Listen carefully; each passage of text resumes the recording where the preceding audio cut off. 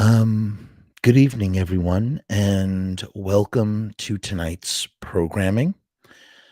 I'm your host, Jeff, and I'm very, very excited to have our very first in-author visit. We've never done this before, having an author like this in our studio. And I'm just so thrilled that we could find a way to schedule Dr. Carlton Atticus Lokus, a renowned doctor in a variety of fields. I'm not quite sure what those are, but we're going to find out. And he is currently getting ready to release his very first book. It's semi-autobiographical, but we will get a little bit into it. I'm so pleased to have Dr. Carlton Lokus with us tonight. So without further ado, I'm not going to beat around any mulberry bushes here. Why don't we bring the doctor out and have a conversation with him and see what's going on. Hello. Hello, Jeffrey. It's a pleasure to meet you. Dr. Lokus, it's so nice to have you on the show. Welcome. It's a pleasure to be here. Thank you for having me. Congratulations on this new book of yours. It's been quite the journey. It's, as you said, a semi-autobiographical endeavor, which means it's half about me and half written not by me. That's really fantastic. Let's take a look at the let's see what the book looks like. The cover of the book is really looks like very interesting, something that I definitely would want to read. I'm just going to pull this up. Wow. As you can tell, I was a striking young man back then. That's fantastic. And so this is called Journey of My Spirit Horse. To see the path, you must go through it. That's really profound. Yeah, you can't go through the path if you don't see it, Jeffrey. Yeah. And tell me, you had there's illustrations in this book, and you had Hansen Richards do the illustrations. How did you first meet Hansen? Yes, Hansen is one of the very first photographers and illustrators that I've met on this path. And he's been so kind, but to help me throughout my journey, which has led me sitting in this chair right to you, Jeffrey. That's amazing. And I read somewhere else that you first met Hansen Richards during an ayahuasca ritual down in Peru. In Peru, yes, that's correct. Yes, we did a retreat in Peru where we met with some shamans down there, and we had an ayahuasca experience. It was quite exhilarating. You don't know yourself until you've done that at least one time. I've done it now 37. 37 ayahuasca journeys you've taken. 37. Now, the journey of my spirit horse, there's a lot to be sort of derived from something like that. Is this a literal spirit horse? Is this a figurative spirit horse? And like, what is the path that you must go through in order to see? I've met many horses on this path, Jeffrey, in one shape or form or the other. Both physical horses and figurative horses, of course, especially when you're taking ayahuasca trips. Let me tell you, you see a lot of horses there, horses of different colors, kind of like Wizard of Oz. Have you ever seen Wizard of Oz, Jeffrey? Many times. So you understand it's a horse of a different color sometimes. And yes, as you go through this journey, such as that I've been on, yes, you do see many shades of many things. Now, what you have several degrees and PhDs. Can you in what fields, Dr. Lokus? Well, equestrian, of course.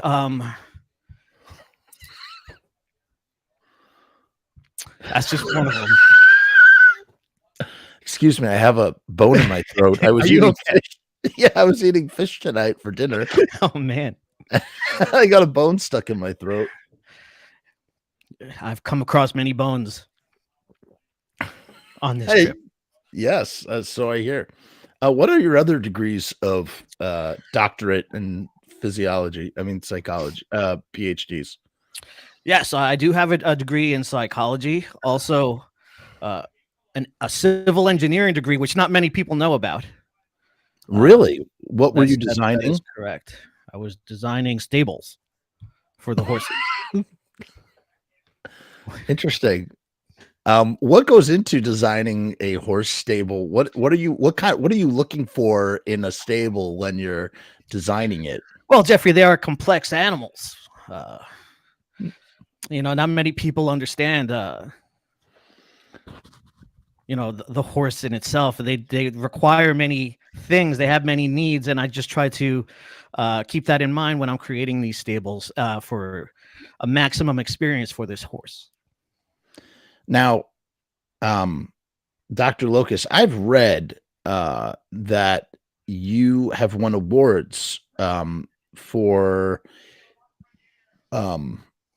breeding horses, and I wanted to know more about that process and your journey in horse breeding and how that sort of all came about together. Well, it's very controversial, Jeffrey. Because of the horse racing industry, breeding in that form, it's become very controversial, and it's something I'd rather not get into at this point because, there are outside influences right now that I shouldn't really speak about the breeding of the animals and who I supply them to. Well, it's my understanding that you were at the front line. You were at the front lines of the protesting when you were lobbying down in Washington against the legalization of horse Viagra, and as it relates to animal husbandry, of which you hold several degrees in. As far as I understand, is this true?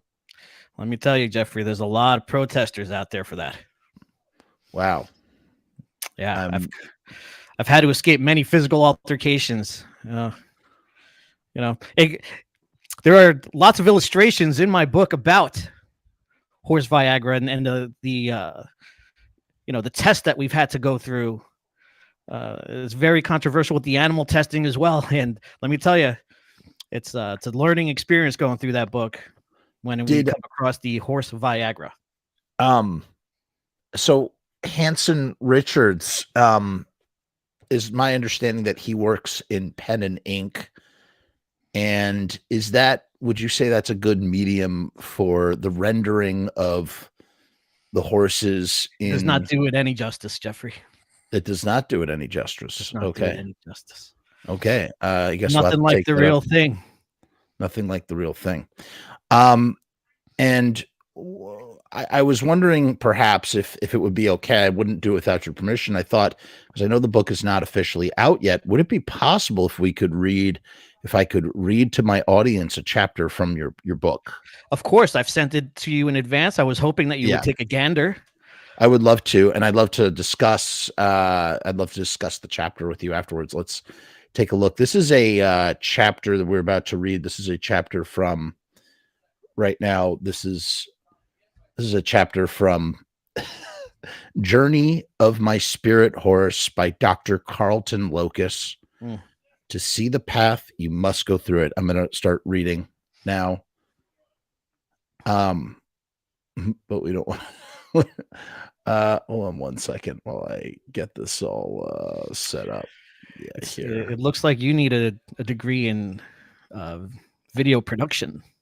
Oh, it seems that I also have a degree in video production, Jeffrey. Many little people know this about me. Oh, really? I think I knew that. I knew that. So we're going to set this up right now. My behind the scenes producer is giving me trouble here. Okay, here we go. All right. So this is chapter 13 out of Journey of My Spirit Horse by Dr. Carlton Lokus. As I sat behind the wheel of my car, the sun shining brightly above me, I took a deep breath and closed my eyes. I knew what I knew what I was about to do was going to be difficult, but I knew it was also necessary. Let me tell you, that was a very difficult time. I had been called by the spirits to drive my car through a group of horses gathered in the middle of the road. Now, let me tell you something, Jeffrey. It's a very frightening thing to hit a spirit horse with your car and watch it explode with blood flying all over the place. Yeah, it's just something that's traumatized me. I'm sorry, I don't know. Is that a metaphor for the chapter I'm reading or something? This really happened. Oh, all right. Let's keep reading. I had been called by the spirits to drive my car through a group of horses that had gathered. I didn't know this was a comedy. I thought we were. No, this is. I'm sorry. No, you know what happened? I stepped on a tack, and I expressed pain through comedy and humor. I'm sorry. Okay. I had. Do you feel the power of the spirits? John, even you just reading this right now.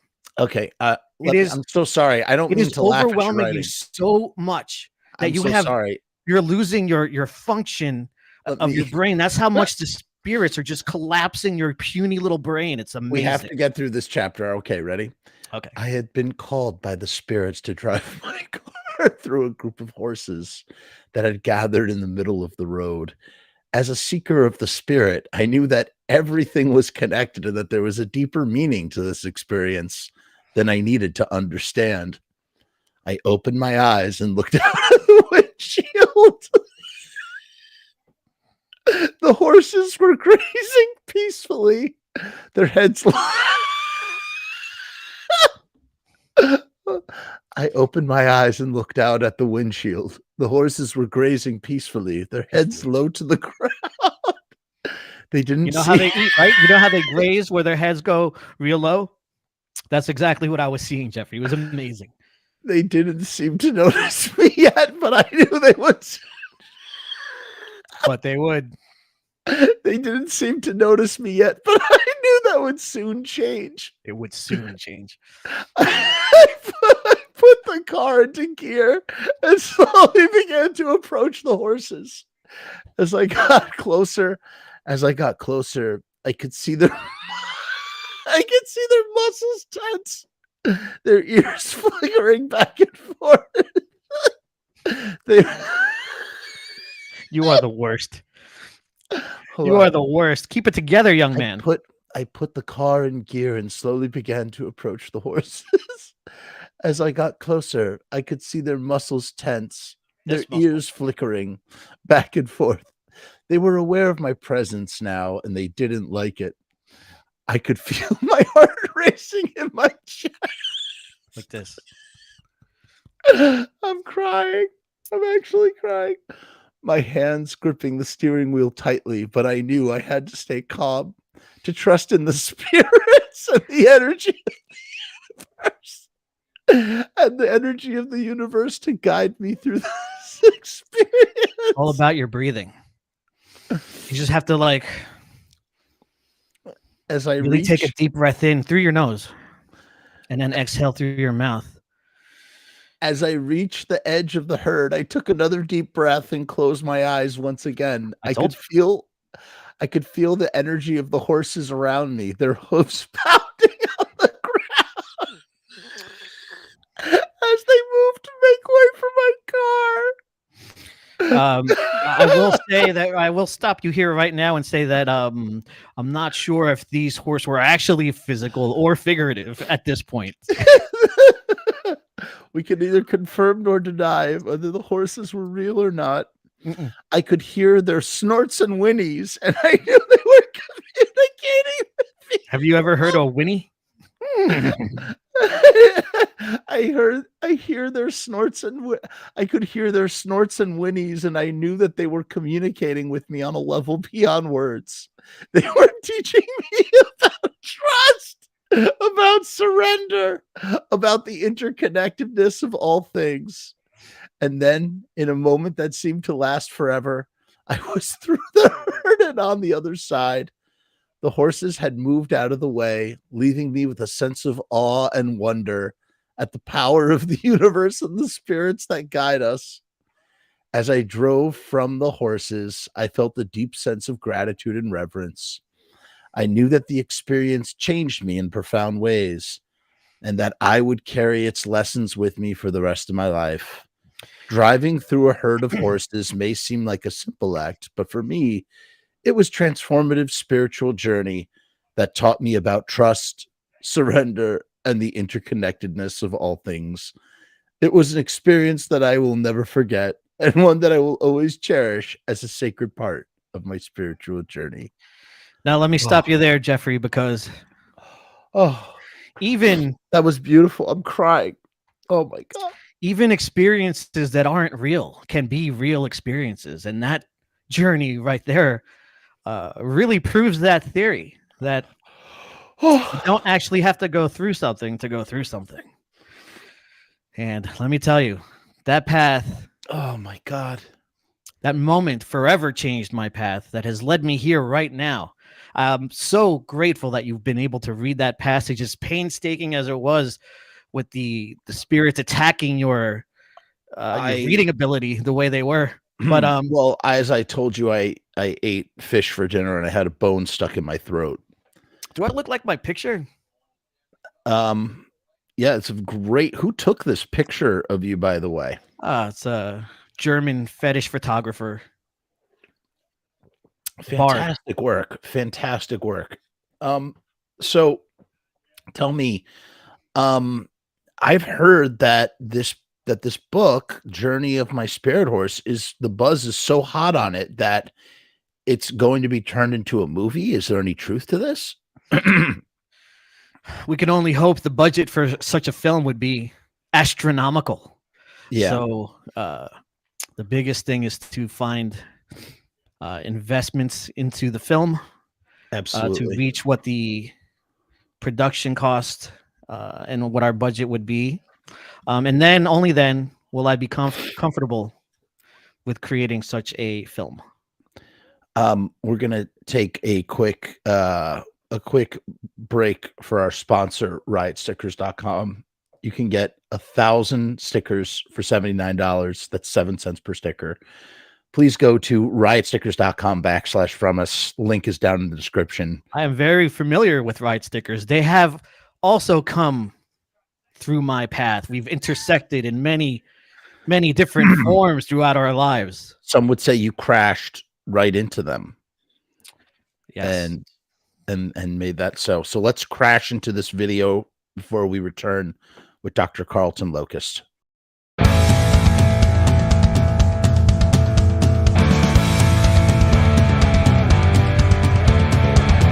We make stickers, banners, and buttons too, posters and promo cards. There's nothing we can't print for you. From stage backdrops to bass drum heads, we can print on shirts, we can print on hats, we can print on pants. Cheap prices and high quality, quick turnaround times and free shipping. We also offer free artwork support, great customer service, and so much more. RiotStickers.com, Riot Stickers, we are the bomb. RiotStickers.com, Riot Stickers, we are the bomb. RiotStickers.com, Riot Stickers, we are the bomb. RiotStickers.com, Riot Stickers, we are the bomb.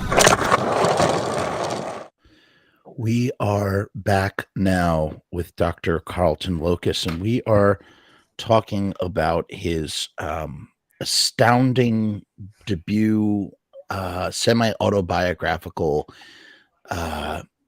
book called Journey of My Spirit Horse, available soon where all books are sold. To see the path, you must go through it, by Dr. Carlton Atticus Lokus. with illustrations from the brilliant Hansen Richards. Everybody needs to give Mr. Richards a good hand because He's having a rough time right now. This journey has taken quite the toll. really, tell On me more Hansen. about it. What happened to Hansen? He's taken a real beating. Mr. Richards has. Mr. Richards has taken. It's not just a physical toll. It's a mental and emotional toll. This is not an easy path. Almost like To walk. a spanking, if you will, Quite the spanking. like a choking almost. You ever been kicked square in the nuts by a horse, Jeffrey? I can only imagine. Well, Hansen is, he had quite the experience. Yeah, He a has a little lot of surgery field- was needed. He has a lot of field experience. Yeah. And that takes that's not just physical pain. That's something that sticks with you the rest of your life. So Hansen is going through a rough time. T's and P's for Hansen, everybody. Thank you. I'm very sorry to hear that. It's my understanding that 10% of the proceeds of your book will actually go to a All sack GoFundMe surgery. Yes. for, you mean a scrotum surgery? Scrotum. That's correct. That is the proper terminology, right? David Lee Rath is here. Yeah, we're going to start opening this up to some Q&A with the good Dr. Carlton Lokus. So if you have a question about horses, animal husbandry, spirit horses, driving of cars, anything of the sort, please ask your questions now to Mr. Lokus. Dr. Lokus, sorry. This is actually a very interesting question. I'm so happy that you've popped this one up first. What do you think about blood? Yeah. The horse blood is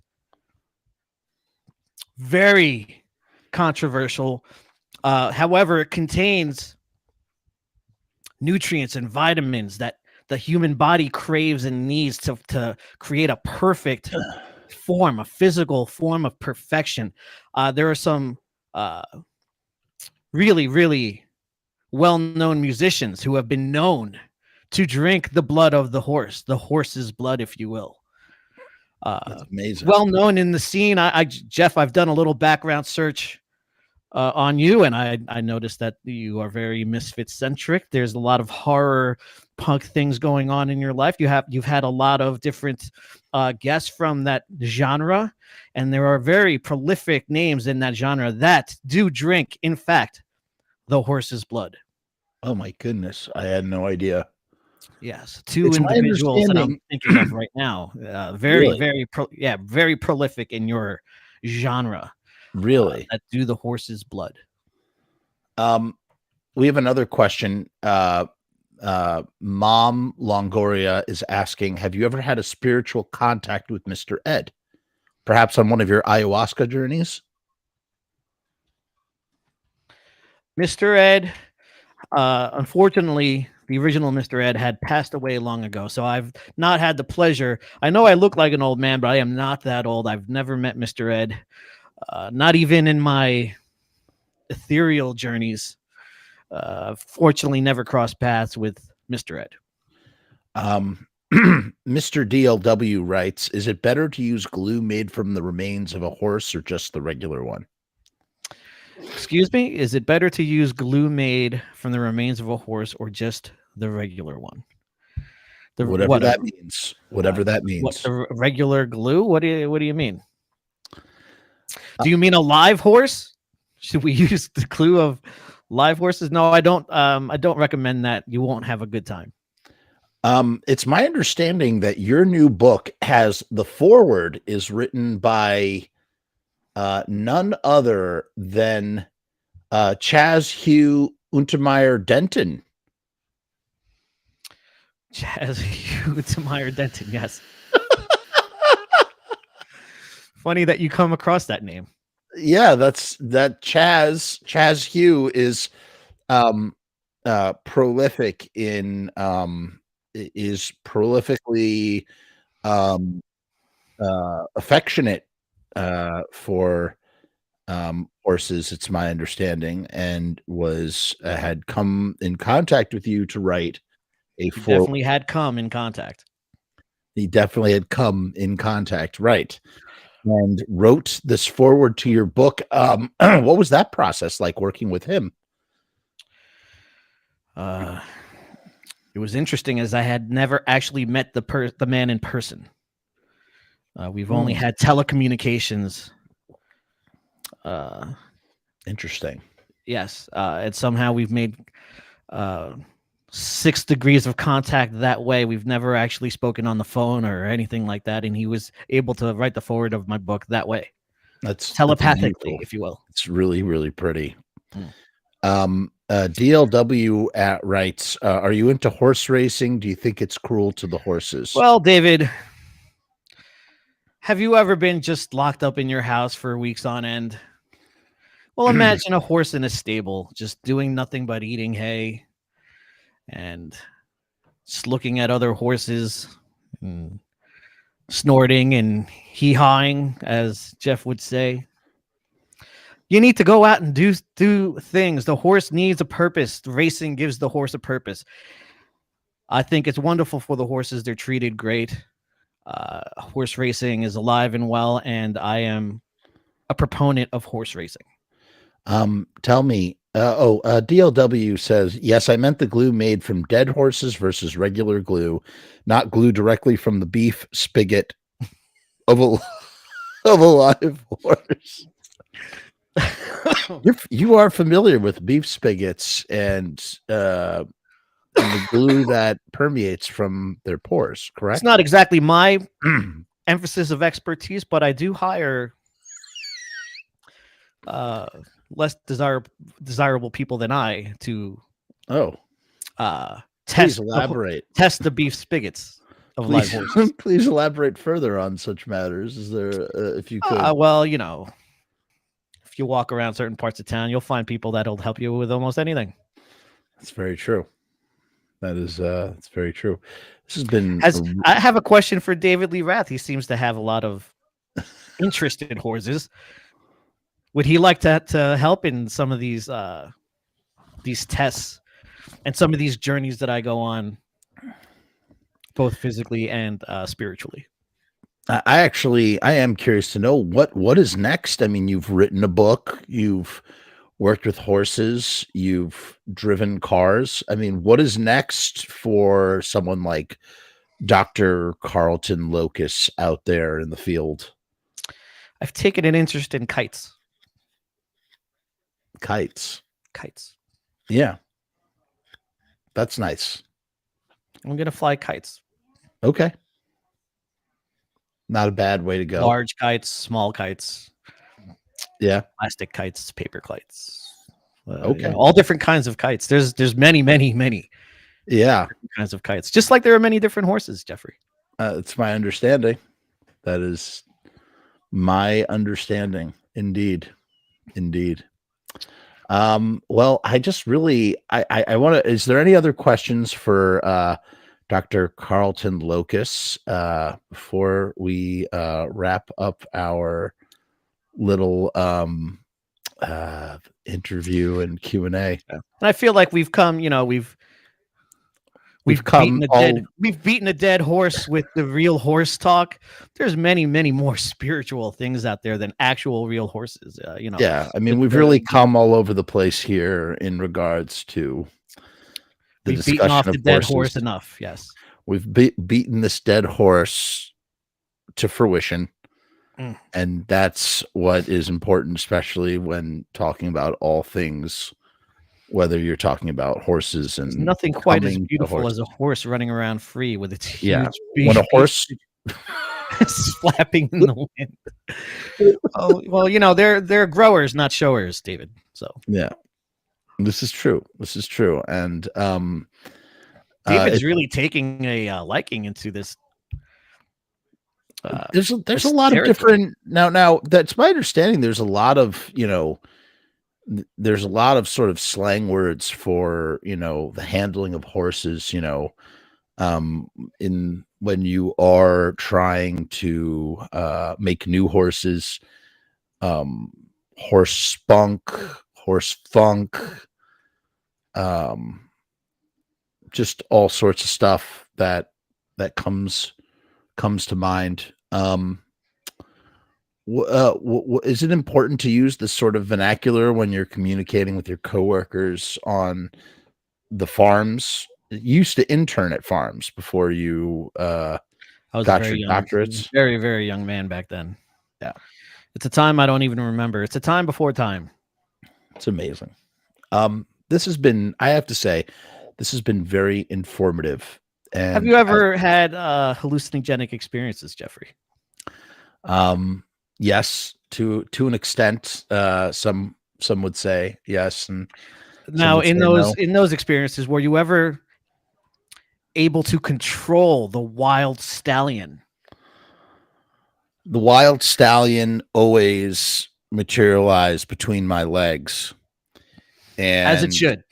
as it should. And when it was time to come down, I would come Down. and take the horse home.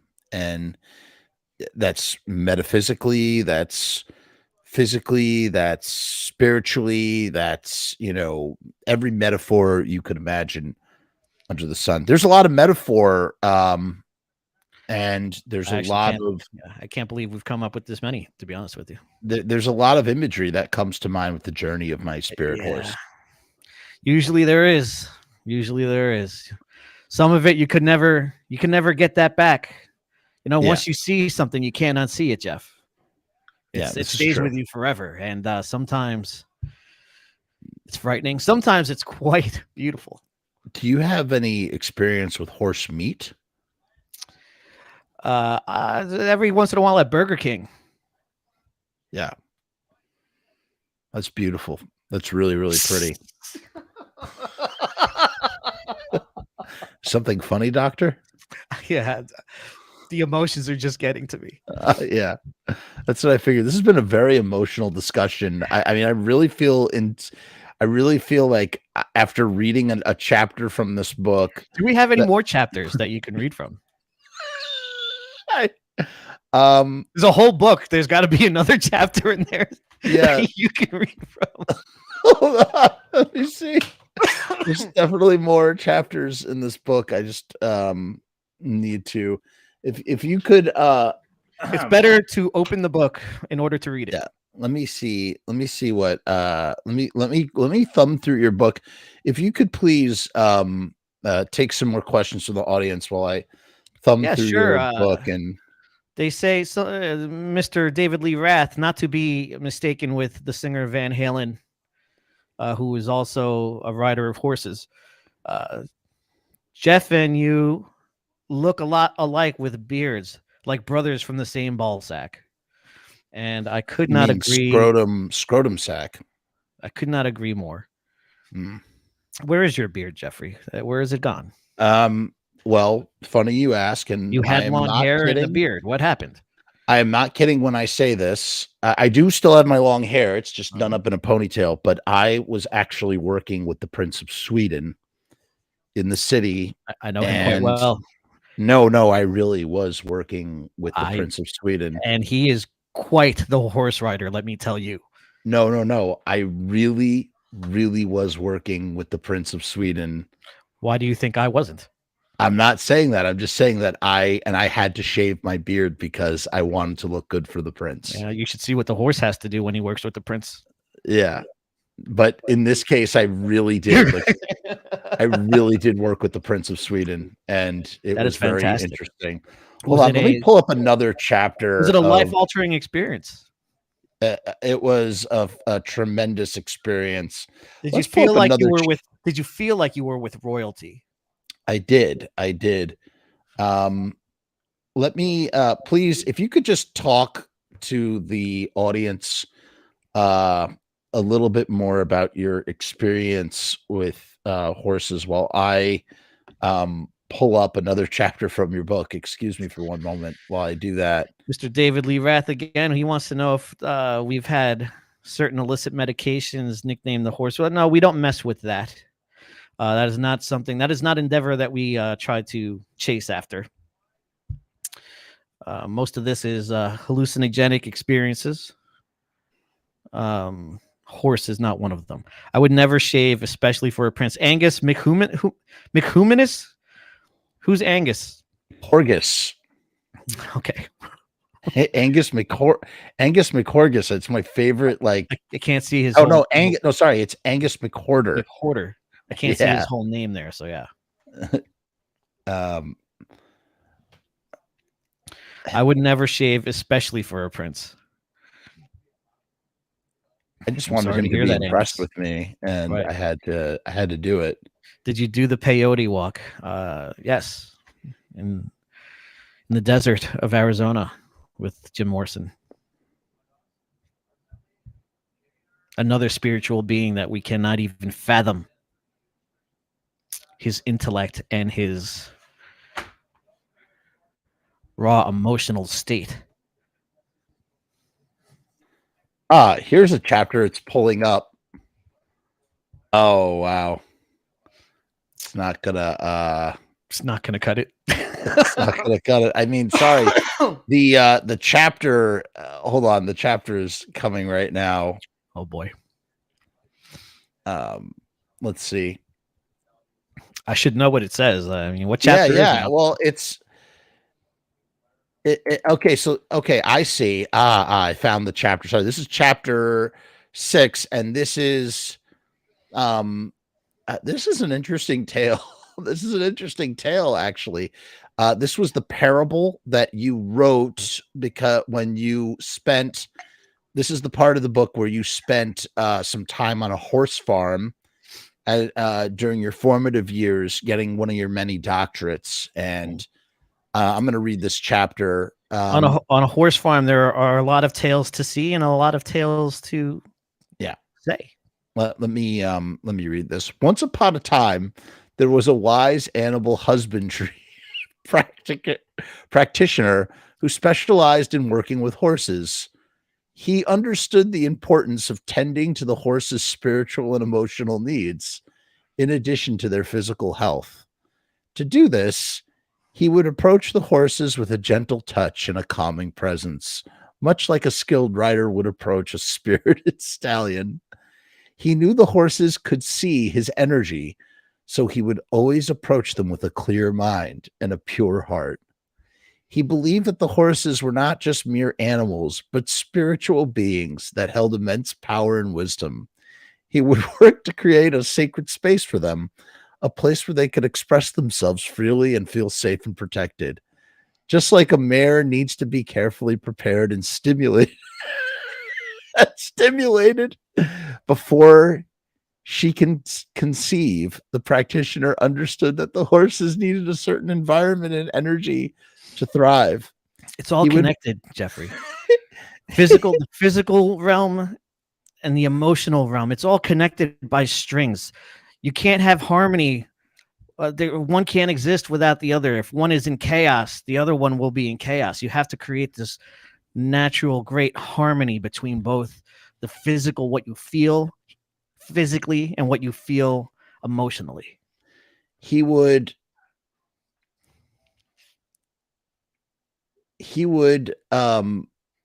provide them with the right conditions for them to grow and develop, much like a gardener tending a lot of to jazz their plants. A lot of jazz.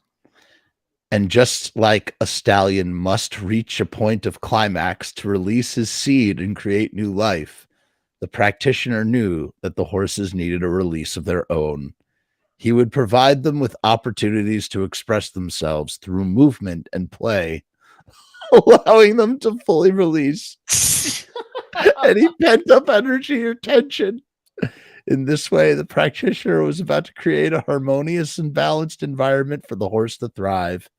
He understood that the spiritual well-being of the horses was just as important as their physical health, and that by tending to both, he was able to help them reach their full potential. Just Jeffrey, I got to tell you, this is where the semi-autobiographical, there comes a time where it's not really about you anymore. It's about something completely else. The semi here has written that part of the book. I don't have any recollection. I can't deny that scenario may have happened, but I can't confirm it either. So who knows what state I was in, but that might be the semi part of the autobiography. Now, I think we should read one last chapter before we go. And Okay. this is a very interesting chapter because it involves the gentleman who wrote the foreword to your book. Chaz, I'm so sorry, I forget his name. Oh yes, it was Chaz-Hughe Richards Untermeyer Denton, who we will just call Chud for short because it's an easier name to remember than Chaz-Hughe Untermeyer Denton. And this chapter, and also if you say Chaz-Hughe Richards, that's Chaz-Hughe Dick. Yeah, and this is just an easier way to say his name. This is another chapter. This is chapter 17, and this is a parable that deals with Chud's experiences with horses. He's had many experiences with a lot of animals. Once upon Horses, a time, pigs, you name it, whales. He has more experiences than just with horses, Jeffrey, let me tell you. And I wish we had more time. I didn't know that we would be speaking about quote unquote Chud. Had I known that earlier, there are many more chapters written about him if you really want to know those chapters.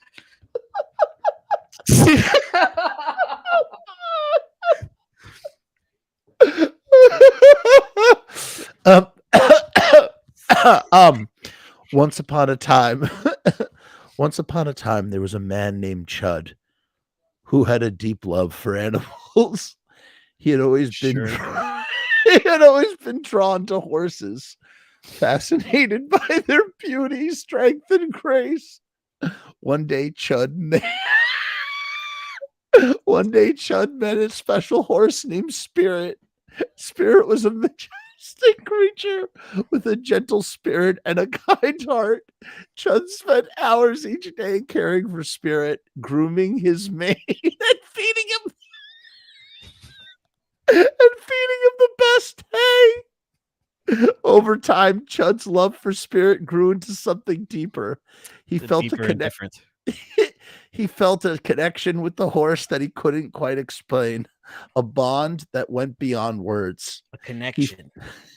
He found himself spending more and more time with Spirit, taking long rides through the countryside and exploring new trails. They seemed to understand each other in a way that no one else could. Chud knew that his love for Spirit was not something that could be easily understood by others, but he didn't care. Their journey along Highway 69 is something magical and memorable for everyone. He was content to spend his days in the company of his beloved horse, feeling a sense of peace and joy that he had never experienced before. And in Spirit, Chud found a kind of love that he never thought was possible. This kind of love right here. He learned that love could come in many forms and that the bond between humans and animals could be a powerful force for healing and connection.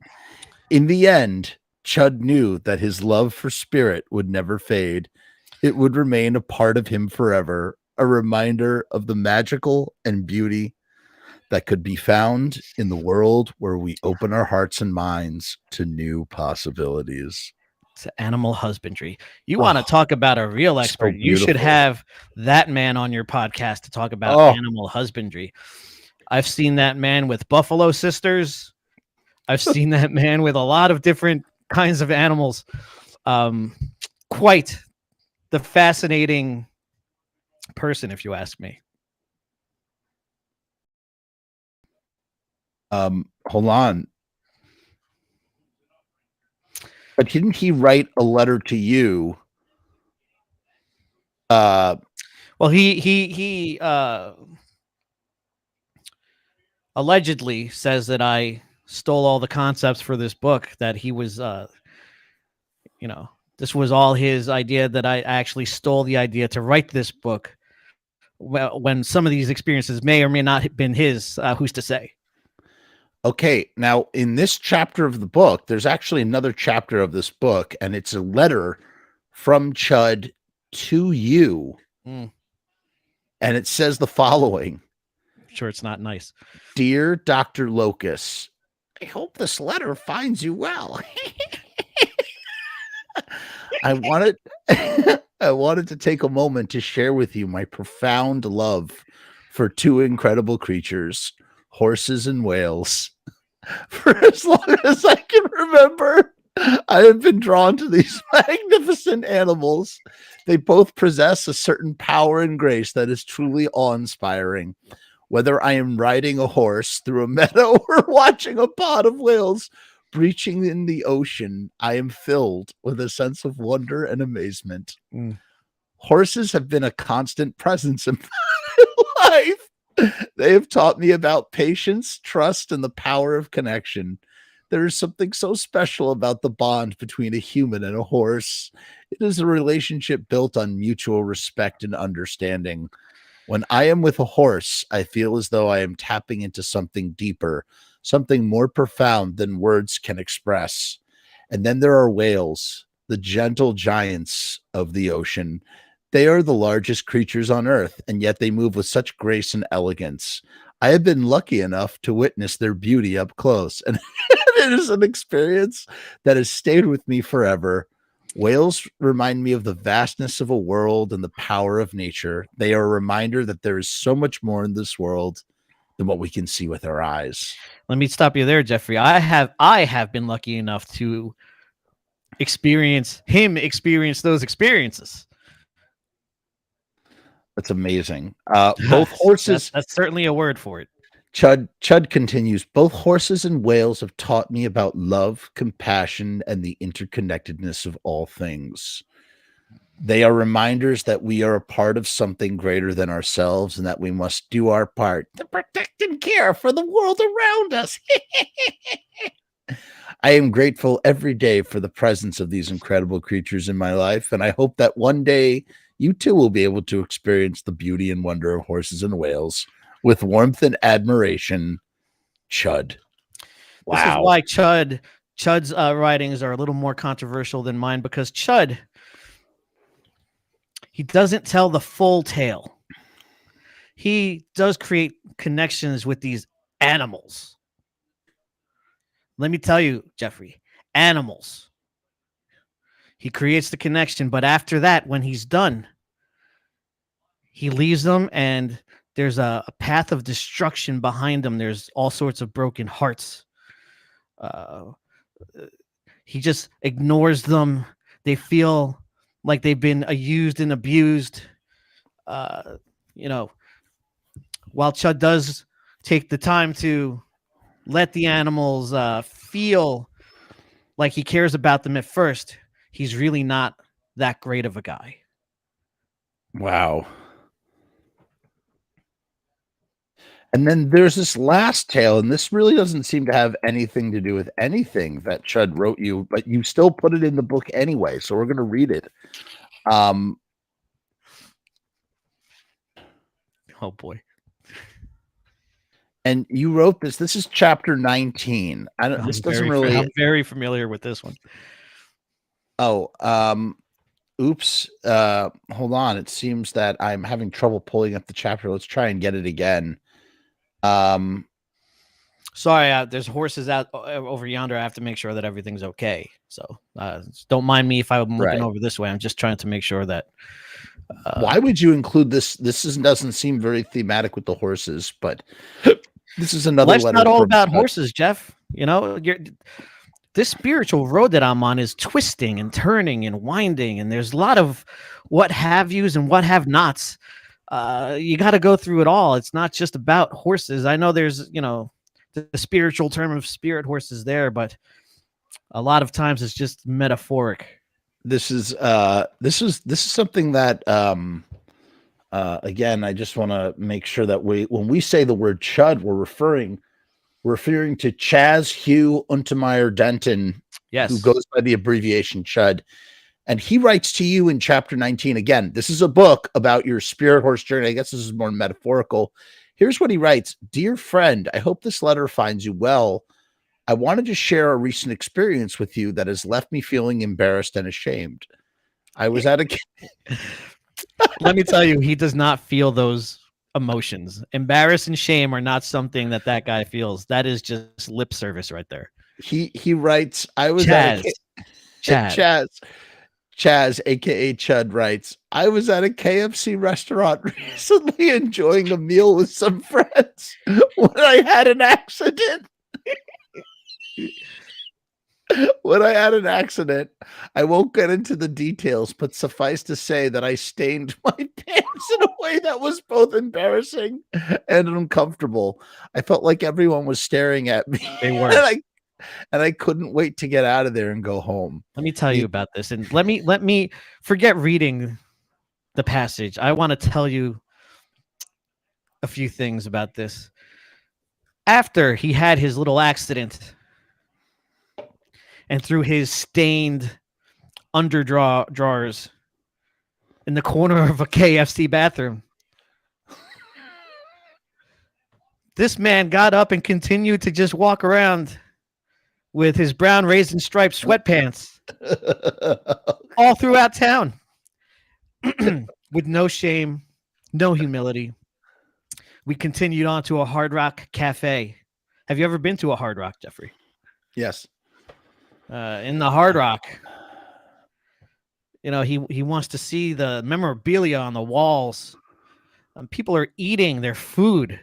Ooh. And he gets up and leans over their tables to look at Angus's guitars. There's drumsticks, and he's got the Hershey squirts marks all over his sweatpants, and the people are just looking at us as like, how did you get this animal out of the barn? I was embarrassed, Jeff. Embarrassed. And this guy had no shame whatsoever as we continued on to the Hard weird. Rock. And we walked all over the town of Baltimore that afternoon. We went to what do they call it? Camden Yards with his Hershey squirt pants. Quite embarrassing, Jeff. It's so weird because right here he literally says the experience left me feeling embarrassed and self-conscious. I couldn't stop thinking about what had happened, and I worried that others would judge me for my mistake. This is all lip service because after the fact, he knows there's a tale to tell, and he doesn't want to feel embarrassed after the fact. But in that moment, Jeffrey, there was no shame and no humility. He said, I felt like I had left myself down, and I wonder if I would ever be able to show my face in public again. Well, let me tell you, he's let himself down way more after the fact. But as I thought about it more, I realized that accidents happen to everyone. We are all human and we all make mistakes. Yes. The important thing is how we respond to the mistakes. I see why you included this in chapter 19. So I decided to take a deep breath, laugh it off, and move on. I reminded lesson to be learned in that. I reminded myself that there is no shame in being human and that the best thing I could do was to forgive myself and let go of my embarrassment. In the end, I learned an important lesson about self-acceptance and compassion. I realized that it's okay to make mistakes and that the most important thing is to be kind to ourselves and to others. Thank you for listening, Dr. Lokus, and I hope that my experience can serve as a reminder that we are all worthy of love and acceptance, no matter what mistakes we may make. Sincerely, Chud. And in that passage, I truly have learned to just accept him for who he is and forgive and let live. It's beautiful. I got to tell you, I am so emotionally overwhelmed right now by just learning about this and your book. And again, I just want to highlight the book one more time as we wind down. As we end this wonderful visit with Dr. Carlton Lokus. And I just can't thank the doctor enough for coming in and discussing his experiences with spirit horses and this has been such a wonderful journey with you, Doctor.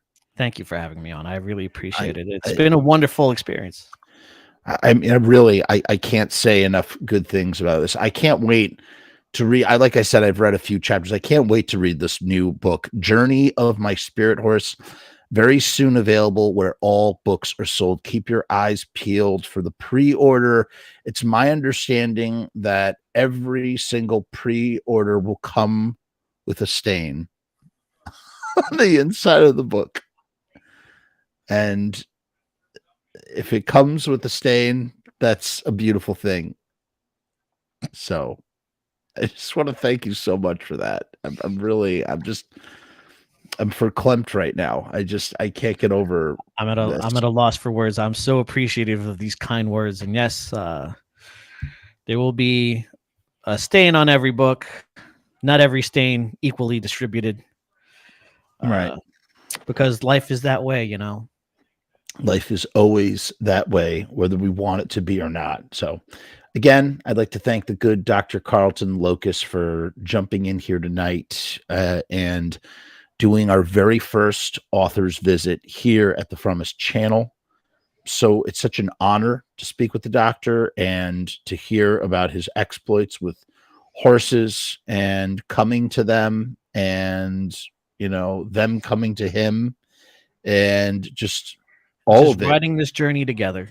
Just riding through, because sometimes to see the path, sometimes to see the path, you must go through it. Journey of the Spirit Horse. Thank you so much, everybody. Thank you. Peace and hair grease. We'll see you next time on the Frumess channel tomorrow night. We have Super Bob and Bat Jeff nerding it out over Batman. Till then, we will see you.